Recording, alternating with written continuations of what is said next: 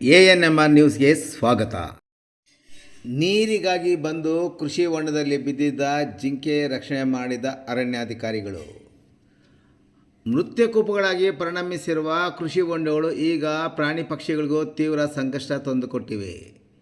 ನೀರಿನ ದಾಹ ನೀಗಿಸಿಕೊಳ್ಳಲು ಕಾಡಿನಿಂದ ನಾಡಿಗೆ ಬಂದಿದ್ದ ಜಿಂಕೆಯೊಂದು ಕೃಷಿ ಹೊಂಡದಲ್ಲಿ ಬಿದ್ದು ಹೊರಬರಲಾಗದೆ ಸಾವು ಬದುಕಿನ ನಡುವೆ ಹೋರಾಡುತ್ತಿದ್ದನ್ನು ಕಂಡ ಗ್ರಾಮಸ್ಥರು ಅರಣ್ಯ ಇಲಾಖೆಯ ಗಮನಕ್ಕೆ ತಂದಿದ್ದು ಕೂಡಲೇ ಸ್ಥಳಕ್ಕೆ ಧಾವಿಸಿದ ಅರಣ್ಯ ಇಲಾಖೆಯ ಅಧಿಕಾರಿಗಳು ಜಿಂಕೆಯನ್ನು ರಕ್ಷಿಸಿ ಮರುಜೀವ ನೀಡಿರುವ ಘಟನೆ ನಡೆದಿದೆ.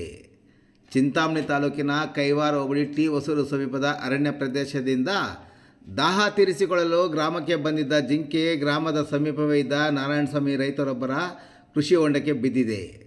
ಹೊಂಡದಿಂದ ಹೊರಬರಲು ಎಣಗಾಡುತ್ತಿದ್ದನ್ನು ಕಂಡ ಗ್ರಾಮಸ್ಥರು ಗ್ರಾಮಾಂತರ ಠಾಣೆಯ ASI ಪ್ರಕಾಶ್ ಅವರ ಗಮನಕ್ಕೆ ತಂದಾಗ ಅವರು ಕೂಡಲೇ ಉಪ ವಲಯ ಅರಣ್ಯಾಧಿಕಾರಿ ಧನಲಕ್ಷ್ಮೀರವರ ಗಮನಕ್ಕೆ ತಂದಿದ್ದಾರೆ.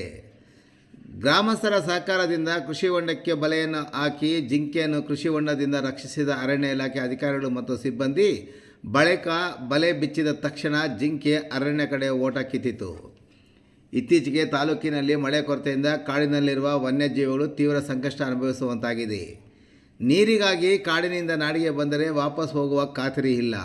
ನೀರು ಕುಡಿಯದೆ ಬದುಕುಳಿಯುವುದು ಕಷ್ಟ. ಅಂತಹ ಸಂದರ್ಭದಲ್ಲಿ ವನ್ಯಜೀವಿಗಳು ಕುಡಿಯುವ ನೀರಿಲ್ಲದೆ ಕೆಲವು ಕಡೆ ಸಾಕಷ್ಟು ತೊಂದರೆ ಅನುಭವಿಸುವಂತಾಗಿರೋದು ವರದಿಯಾಗಿದೆ.